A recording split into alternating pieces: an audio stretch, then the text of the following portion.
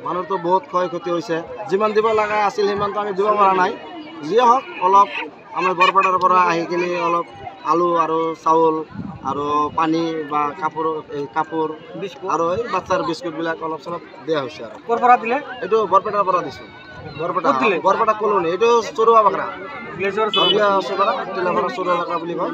আপোনালোকে কিবা ছ'চাইটিৰ পৰা দিলে না নিজাববীয়াকৈ দিলে? নাই, এইটো আমি ৰাইজেই সহায় কৰিছে। আমাৰ বৰপেটা ৰাইজেই অলপ সহায় কৰিছে। চব পাব্লিকবিলাকে অলপ সহায় কৰিছে। তাৰ মাজতে আমি আহি কিনে আজি বস্তুটো পচাই দিলোঁ। ফোন কৰিছোঁ আজি আমাৰ বন্ধুবিলাক বৰপেটাৰ পৰা কিছুমান আমাৰ উচ্চতৰ মানুহবিলাকৰ কাৰণে কিবা খোৱা বস্তু লৈ আনিছে। আমি লগত সহযোগিতা কৰি আমাৰ উচ্চতৰ মানুহবিলাকক ভালকৈ ডিষ্ট্ৰিবিউট কৰিলোঁ। আপোনাৰ সাংবাদিকবিলাক আমাক সহায় কৰিছে আৰু ইয়াৰ ৰাইজকবিলাকক ধন্যবাদ জ্ঞাপন কৰিছে। সুন্দৰ পৰিৱেশত জিনিস পাতিবিলাক লৈছে। আজি আমি অসম চৰকাৰক সকীয়াই দিব বিচাৰিছোঁ, এই মানুহবিলাকক যি হাৰাশাস্তি কৰি আছে অতি সোনকালে এই মানুহবিলাকৰ যাতে ন্যায় পায়, এইবিলাকৰ যাতে সহযোগিতা কৰে, এইবিলাকৰ পাট্টা থকা মানুহবিলাকৰ যাতে সোনকালে পাট্টাবিলাক দিয়ে। আৰু বিলাসীপাৰা যিটো উচ্ছেদ হৈছে তাতে আমি ৰাইজৰ তৰফৰ পৰা অলপ সাহায্য লৈ আহিছোঁ। আপোনাৰ নামটো কি?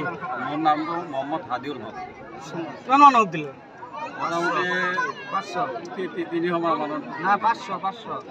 কিমান মানুহ হ'ব? মোটামুটি 500 মান হ'ব। কি দিলে? কাপোৰ আৰু চাউল, আলু, বিস্কুট, পানী, আলু। আৰু ৰাইজক কি ক'ব? ৰাইজক এতিয়া আন্তৰিক শুভেচ্ছা জনালোঁ। মুসলমান ইসলাম ধর্ম আঙের বরপেটার মানুষ আঙের সহায় করে দেখালো, আঙের সুন্দর সহায় করছে। সহায় পাইছি, আলু, পেঁয়াজ, কাপড় আরো বিভিন্ন জাতীয় জিনিস পাইছি আমরা। হ্যাঁ পাইছি। না না, সুন্দর আমরা সুন্দর ভাগ করে দিছি, সুন্দর পাইছি আমরা।